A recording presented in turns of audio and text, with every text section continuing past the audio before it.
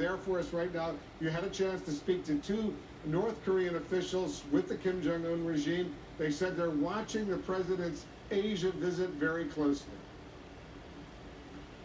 And they also said, Wolf, that a bad situation in regards to relations with the United States is just getting worse. They're furious about the fact that there are now scheduled joint naval exercises that will begin in the coming days. 3 U.S. aircraft carriers in the Pacific Ocean, carrier strike groups with generally around 10 ships each. So a massive show of military force that North Korea says is only agitated further by tough rhetoric from the Trump administration. And as President Trump is due to arrive in South Korea in just a matter of hours, he'll be speaking just miles from where I am here in the North Korean capital. The North Koreans say they'll be listening very closely. They say there's been foul-mouthed rhetoric coming from the Trump administration.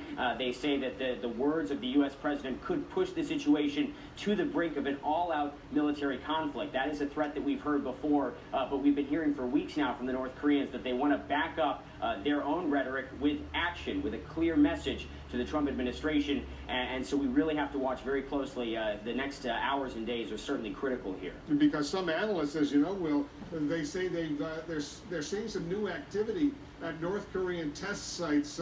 What does that suggest?